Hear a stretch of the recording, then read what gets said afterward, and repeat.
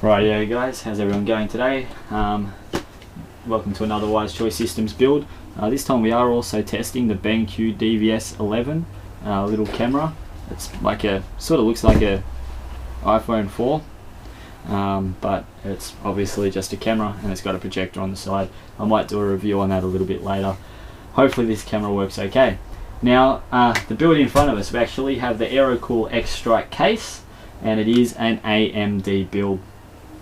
Alright, so let's get into this case a little bit more. As you can see at the front here, obviously you've got a full bezel. Behind here is two 120mm fans. Now they're actually on a mounting bracket where you can actually flip it and you can mount your hard drive on it, and then so that way you've got hard drive cooling instead of obviously cooling going through the front, where you decided to keep it with the cooling going through the case, as you'll probably see a reason why I wanted cooling to go through in a minute. Up the top here, you actually got a power LED up here and a HDD LED that flashes when things are going. You've got a reset power. I will take you through a closer look. And then you've got a USB 3, USB 2, and your headphone and your mic jacks, and you've got a big 120mm fan, obviously up the top here. But as I said, I'll take you off the tripod a little bit later and I'll show you. It is running a Blu-ray DVD.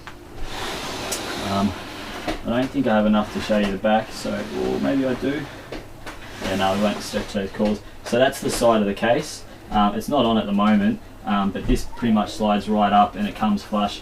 It is quite hard to get off, but as you can see, it's got an X. Now this bezel is actually open. It's not, there's no perspex or anything there, so it is open. So I am actually looking at maybe getting some nice slimline fans in here, just seeing what I can sort of fit and what I can kind of do. It was more of an experiment, but basically at this stage this is quite easy to get off because I haven't slidden it in, but I'll show you what I mean. So that's clipped in now, and when you get that off, it's quite hard, and it comes with these little handles to pull on so that you can actually get it off. Now inside here we are actually running two graphics cards in SLI, as obviously you can see. We are running the Noctua NHC14. It is the AMD 8150 CPU cooler, and then I believe these are the HD 8770s, I think is in this one.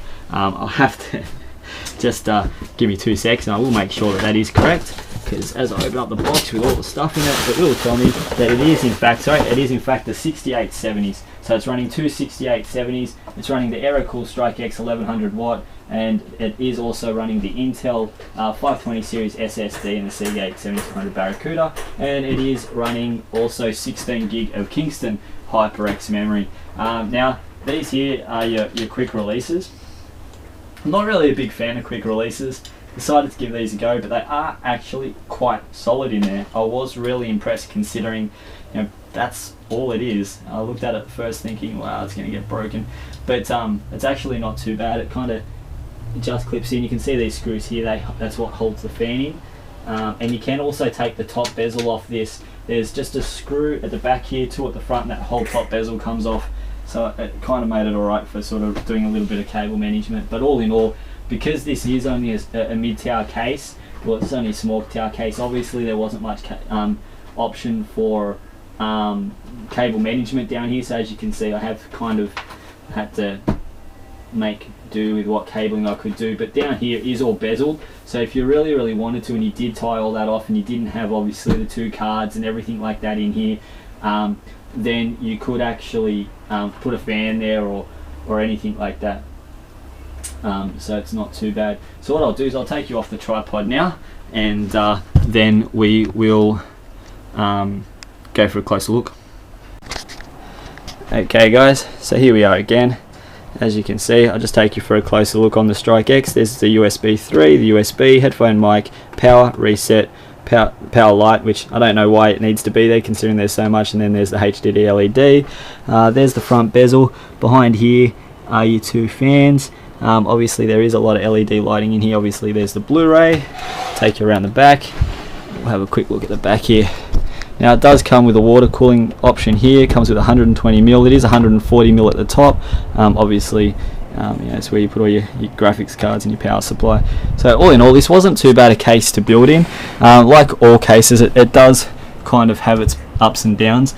what I did like is that it gave me enough room to run the ATX Power, the 8-pin up around the top there. There was like a little slot there, so I could sit it in there nicely, run it along, come down where the actual power comes through, and then run it out. So it was quite neat, instead of actually having to sort of, you know, run it down through the center of the board or anything like that. It is quite open up there.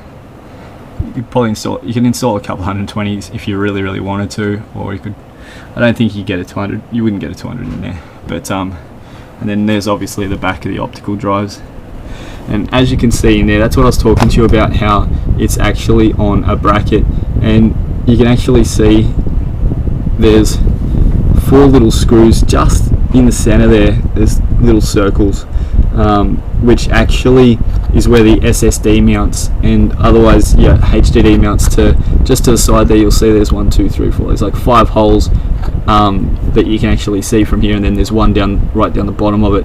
That's how your HDD mounts.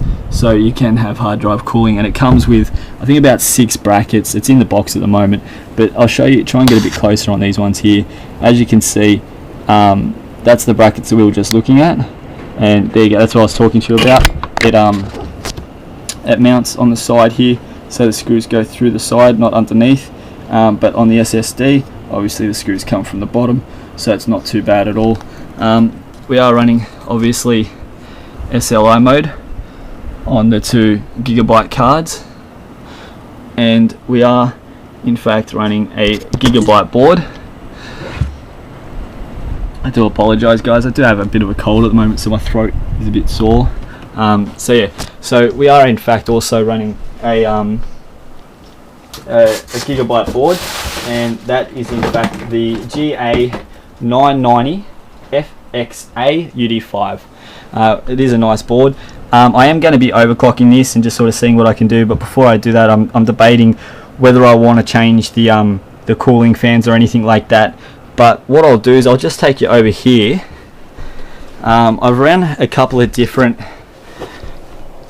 temperatures options, like HU monitor, CPU ID, everything like that. Now this is using CPU ID. At idle it's saying it's 19, and then the moment I'll run a Nova bench so you guys can see exactly a Nova bench. There we go. Alright, so we're going to run a Nova bench, and we'll see. Now I'm not sure how clear this is coming up for you guys. Hopefully it's coming up okay. Maybe if I show you guys this one up here. Is that a bit better? And then as you can see, it's going up to about 38 degrees now. There we go. It's going up to about 40 odd degrees, and it's pretty much stopped at 41. Oh, there you go, 45. The highest that I think I've got this to peak at is about 48. It doesn't seem to be that hot. Now, I've read a lot of temperatures, and this is the reason why I use so many different guides, was because everyone was saying, you know, they've had temperatures of 60 degrees and everything like that. I haven't seen a temperature of that at this present stage. However, as I said, this isn't overclocked. It is only sitting at 3.9 at the moment. It is a 3.2 gigahertz processor. So yeah, so there's the Nova bench score. It's 1,336. Obviously, that's not overclocked or anything like that. So it's not a too bad processor. I actually quite liked it. I have mucked around with it a little bit in gaming and stuff like that. I haven't seen any difference between this and the i5. The only difference is obviously because this one's running 2 graphics cards and the i5 that I did was only running 1. I do get a better frame rate. I think on Ultra in Storming on World of Warcraft, for example, I'm sitting on about 68 to 72 frames per second. So all in all, it's not too bad. Very, very nice build. I don't find it's that cool. This was a bit of a test for me just to see how the flow would be in a medium case with this type of option. Anyway, guys, this has been another Wise Choice Systems build. As usual, if you have any questions, feel free to ask.